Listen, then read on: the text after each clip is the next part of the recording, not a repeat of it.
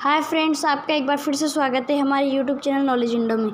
आज हम बात करेंगे रणथंभौर के राजा हमीर देव व अलाउद्दीन खिलजी के बीच हुए भीषण युद्ध की। हिस्ट्री की कहानियाँ बहुत लोगों को अच्छी लगती है। रणथंभौर में हुए युद्ध की कहानी तो बहुत फेमस है।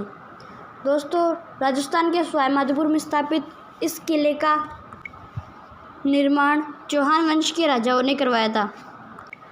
दोस्तों, इस किले को इनविजिबल किला भी कहा जाता है क्योंकि इसे बाहर से कोई नहीं देख सकता और अगर कोई इसके अंदर है तो वो बाहर के दूर दूर तक के नज़ारे अच्छे से देख सकता है, इसलिए इसे इनविजिबल फोर्ट भी कहा जाता है।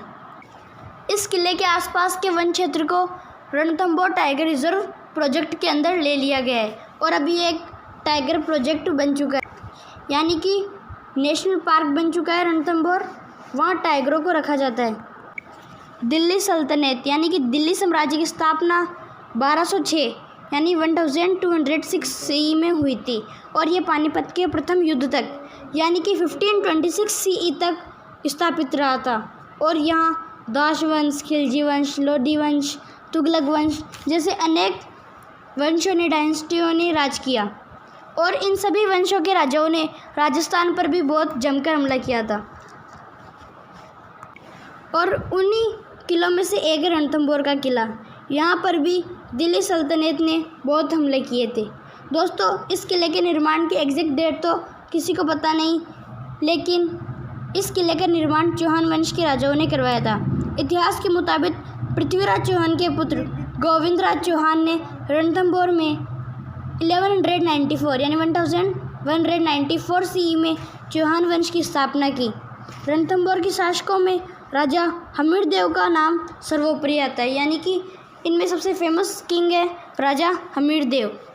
इनका नाम बड़े ही गर्व से लिया जाता है। हमीर के पिताजी का नाम जयत्रा सिंह था, यानी जो राजा हमीर उनके पिता का नाम जयत्रा सिंह। 1291 सीई में उनका साम्राज्य और ताकतवर हो गया।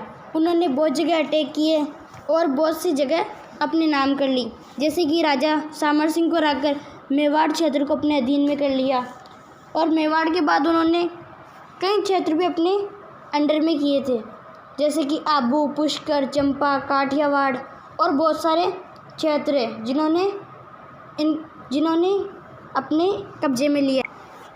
जब वह ये इलाके जीत रहे थे उस समय दिल्ली पर जलालुद्दीन खिलजी का शासन था और वो खिलजी वंश के संस्थापक रहे। हमीर की जीत और सफलता के चर्चे सुन जलालुद्दीन खिलजी को भी इच्छा हुई कि रणथंभौर पर आक्रमण करा जाए।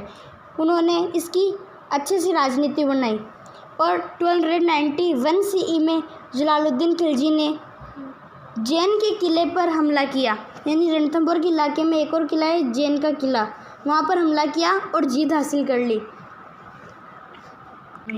और फिर उसने वहाँ के किले की कला, मंदिरों को भारी नुकसान पहुँचाया और वहाँ लूट मचाई और ऐसी ही हरकतें वो आज तक करता आ रहा है।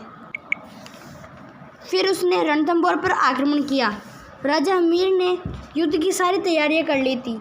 हमीर की तैयारियों और दुर्ग की अभेद्यता को देखकर वह घबरा गया और यह कहकर भाग गया कि ऐसे 10 किलो को भी मैं मुसलमान के एक बाल के बराबर भी नहीं समझता। जलालुद्दीन खिलजी के जाने के बाद राजा हमीर ने उस किले पर फिर अपना राज जमा लिया। 1292 सीई में वापस जलालुद्दीन खिलजी ने रणथंभौर किले पर आक्रमण किया, पर इस बार भी उसे हार मिली, वह सफल नहीं हो सका।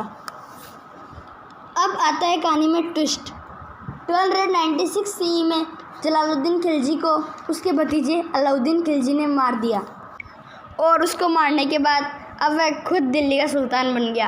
अलाउद्दीन खिलजी पूरे भारत पर राज करना चाहता था और ऐसे ही अनेक बड़े बड़े सपने उन्होंने देखे। एक बार मुस्लिमों के नेता मोहम्मद शाह ने अलाउद्दीन खिलजी को मारने की कोशिश की, पर वह सफल नहीं हो सका। इस घटना का पता अलाउद्दीन खिलजी को चल गया। मोहम्मद शाह की मौत के घाट उतारने का अलाउद्दीन खिलजी ने निश्चय किया।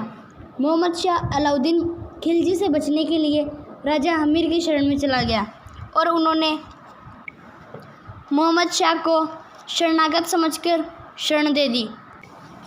अलाउद्दीन ने राजा हमीर को कहा कि वह मोहम्मद शाह को उसे वापस लौटा दे। पर राजा अमीर ने कहा कि शरणागत की सुरक्षा करना उनके वंश की रीत है।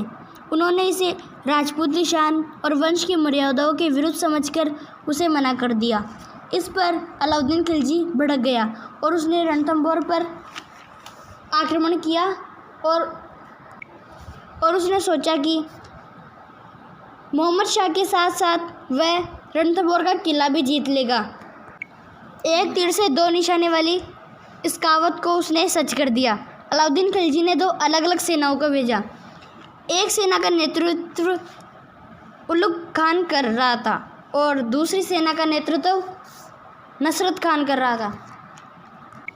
फिर उन दोनों ने अपनी सेनाओं को मिला लिया और जैन क्षेत्र के किले पर वापस हमला किया। अलाउद्दीन की सेना ने आसानी से जैन पर कंट्रोल कर लिया और वहाँ बहुत लूट मचाई। इधर राजा हमीर को पता चलता ही उन्होंने राजपूत सेना यानी कि अपनी सेना को जैन के एरिया में भेज दिया ताकि वह दुश्मन सेना का डटकर सामना कर सके। दुश्मन सेना ने पूरे किले को चारों तरफ से घेर लिया। राजपूत सेना ने अलाउद्दीन की सेना को बुरी तरह से हराया और युद्ध में नसरत खान की मृत्यु हो गई। उलुग खान को वहाँ से बचने के लिए भागना पड़ा। राजपूत सेना किले पर रहकर ही ये युद्ध जीत गई। उनको नीचे तक भी नहीं आना पड़ा। अब अलाउद्दीन खिलजी खुद लड़ने के लिए आ पहुंचा और वो भी दिल्ली की बहुत विशाल सेना के साथ। कई महीनों तक युद्ध चला पर अलाउद्दीन नहीं जीत पाया। अब उसने कूटनीति बनाई। अलाउद्दीन खिलजी ने हमीर देव के सेनापति रतिपाल व रणमल को लालच देकर अपनी तरफ कर लिया और वो विश्वासघाती गद्दार दोनों सेनापति अलाउद्दीन खिलजी की साइड हो गए। रतिपाल व रणमल ने वहाँ की जो किले के अंदर जो राशन पानी जाता था उसकी आपूर्ति बंद करवा दी और अलाउद्दीन ने जो पानी के तालाब थे या स्रोत थे जो भी उनको गंदा करवा दिया। अब ना उनको पास खाने का कुछ बचा ना पीने के लिए पानी।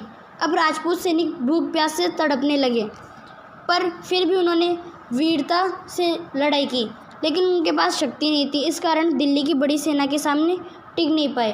राजपूत सेना हार गई। राजा हमीर देव भी बहुत बहादुरी वीरता और साहस के साथ लड़े पर वो अकेले कब तक टिक पाते। 11 जुलाई